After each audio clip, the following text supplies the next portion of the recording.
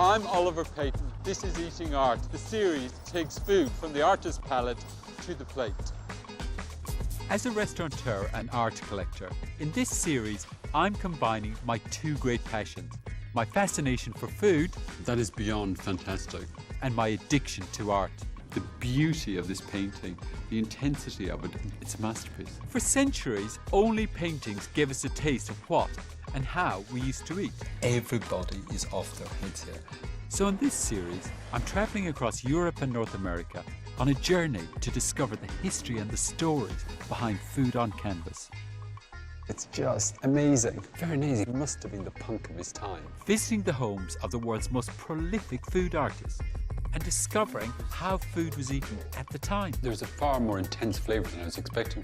Good to see you. Plus, I'll be dropping in on the world's most acclaimed chefs who bring these great gastronomic artworks to life. This is an artist at work. Creating their own masterpiece on a plate.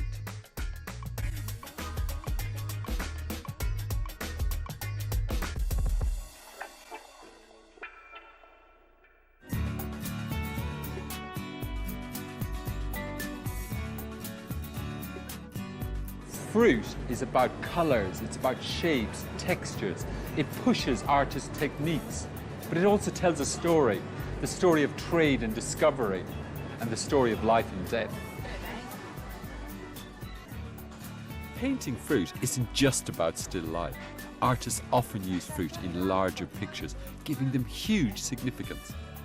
One painter who pushed the boundaries of art and who courted controversy with just the humble apple was the 16th century hellraiser Caravaggio. To appreciate his extraordinary talent, you have to see his work in the flesh. I'm in London's National Gallery with fellow Caravaggio fan and art historian Andrew Graham-Dixon. This has got some of the greatest paintings in the world in it, this room, but you're always just drawn. Yeah, you really are. You can see why Martin Scorsese loves Caravaggio, because there's all the drama of his movies in that painting kind of prepared in advance. But it's the depiction of the fruit for me. I mean, the realism in the fruit, the sort of warts and all. It's astonishing, that still life. I mean, it's before still life painting has really got going in Italy. Caravaggio is about the first painter to really concentrate on fruit and vegetables. And he does it better than anyone has ever done it before and will ever do it again. You know, the apples are absolutely, fantastic. I don't know anybody who gets that, that sort of the dullness of the reflection that you get in the apple compared to the luminescence of the reflection that you get in the grape, compared to the subtle sort of way in which the pomegranate seeds seem almost to absorb the light. And then you've got that dark split fig. That's what I love about it as well, is that you can go to your local fruit and veg stall and you'll see these things and you'll think, yeah, he absolutely got that. Supper at Emmaus, depicting the moment the resurrected Jesus reveals himself to two of his disciples, was a popular theme in the 16th century. But the basket of fruit, and where Caravaggio has placed it in the picture, is a truly radical statement. You've got the vine leaves and the grapes, which symbolise the blood of Christ, his sacrifice. You've got the pomegranate, which symbolises the fruitful womb of the Virgin Mary. And you've got the apple, eaten by the worm, right. The rotten apple, which symbolises human sin, the fact that Eve tempted Adam to eat from the apple, which is why we are sinners, it's why we need to be saved by Christ. And this whole basket of fruit, which sums up all of human existence, is teetering on the table. Right. So all of our life is summed up by that bowl of fruit, and it might just fall off the table at any moment. Fruit really hadn't been represented like this before. Do you think people appreciated that sort of, warts and all? Yeah, I think they did. I mean, this is Caravaggio painting a devotional picture for a private patient in Rome. He's just made it as a painter. He's only just become famous. It's, it's the first instant of his celebrity, and the commissions are pouring in, and he's got a commission for a very, very rich Roman patron to paint this picture, and he's absolutely determined. He knows all the cardinals, the Pope, everyone's going to see this painting in the guy's house. So he's putting out all the stops. And arguably, Caravaggio never quite paints this carefully, this meticulously, pays such close attention to the cinematic realism of his art. He'll never quite do that again. As an artist, he was sublime. But Caravaggio's personal reputation as a hellraiser was no idle boast. He was violent and totally amoral. So how did this bad boy image play into his art? I need to sit down after that painting. I'm exhausted by the intensity of it. There was a lot of trouble in his life. He was accused of murder. Well, more than accused. He was a murderer. He was. He clashed with this guy, Ranuccio Tomasoni, who was a bit of a bully boy in the local area. And he seems probably, I think, to have been having an affair with Tomasoni's girl. And when he killed Tomasoni, he seems to have been trying to stab him in the penis. Ooh. Which would be a wound means something in Rome. You try and cut, it sounds horrible, but you try and cut his Thing off. Because that proves that you've, not only have I got your girl, but Yeah. I've done that to you as well. And he missed, and he hit the femoral artery, which is in the groin. Yeah. I mean, that's a theory. But the guy bled to death from the groin. You know, the groin is not a normal place to be stabbed in a sword fight. So Caravaggio, I think, was trying to say something to the guy. It's like, you know, even when he's got a sword in his hand, the mark has to be meaningful. Yeah. I mean, he's a painter. Every mark counts. Apart from the brawling, Caravaggio left one other unexpected legacy. He painted his fruit in such a realistic fashion that it is now possible to forensically work out the kind of fruit varieties people were eating at the time. I've come to Città di Castello in Perugia to meet Isabella dalla Ragione, who takes her fruit very seriously. She's a specialist in tracking down ancient fruit varieties featured in Renaissance paintings. Most of these ancient varieties have disappeared from our orchards. Isabella's mission is to bring them back to life. The painters who painted these frescoes took inspiration from the real fruits, the real vegetables that they had around them. Right. So from the reality. So for me, like pictures. Yeah, so it's like a photographic record of the time. Absolutely. She's taking me to an extraordinary fresco close to her home where ancient fruits are depicted.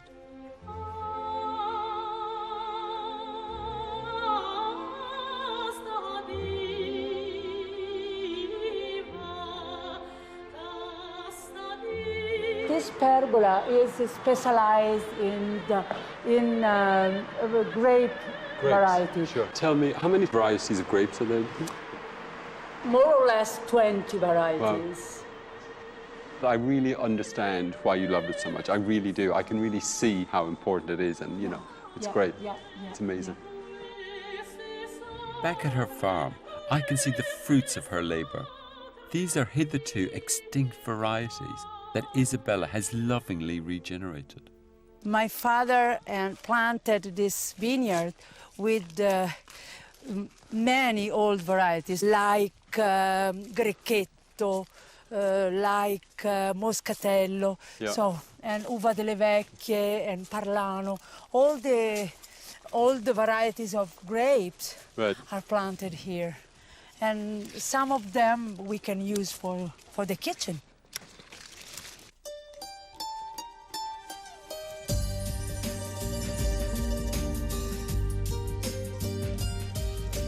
But it's the discovery of ancient varieties of fruit and then finding them in Renaissance paintings that's at the core of Isabella's research. This apple is very interesting.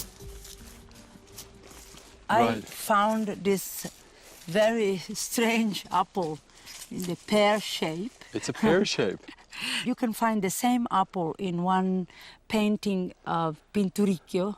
You can find near the feet of the Madonna, and just a little group with this apple. You found the picture first? Yeah, no. I found the variety, the apple, and then I compared some painting, and finally I found in the Pinturicchio painting. Wow, that's amazing.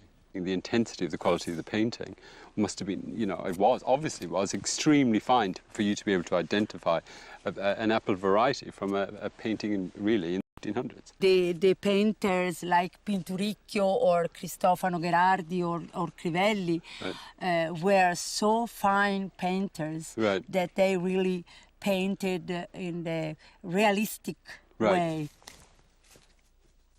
This is the rusty apple Okay. that you find Crivelli painting, you Right. see? How is this used in the Crivelli painting? You can find in the hands of the Bambino. It's a nice painting because the Bambino Gesù has in his hands and near the face. Right. And it's very similar, the apple and the face of the child. Wow. What was an apple a symbol of in those paintings? Apple is a symbol of, in general, of Eden. Yes. And Pleasure. and the apple in general is one of the most important cultivated fruit in the world. Right. Luckily for me, Isabella is an enthusiastic cook who specialises in fruit desserts. I'm really curious as to how these old varieties taste. She's making an ancient version of apple and grape cake, or pie as they call it here. The grapes. Ask. So we are ready, eh? I got to have some grapes before we start this. Sorry, you know, my tummy is rumbling. Okay, we prepared the apple. We take over the skin. That's not how my mum used to do it. I used to have to peel the apples. She would make me peel the whole thing round and then cut the segment. No?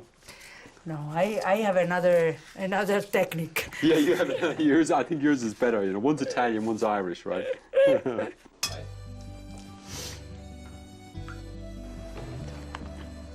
3 of sugar. Yeah. And 3. 1 not full of oil.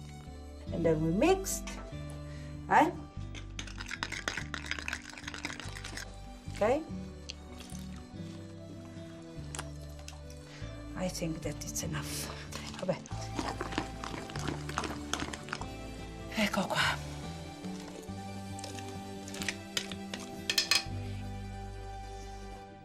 If you put some powdered sugar, when the pie is cooking, become a You little get a bit, glaze. Yeah, you get a bit of brownness on the. Yeah. Sure.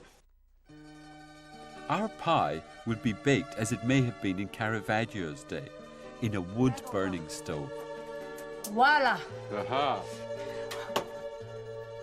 In the heat of the oven, it isn't long before Isabella's pie is ready to be served. Looks great. So, yeah, we try? Yeah. Wow.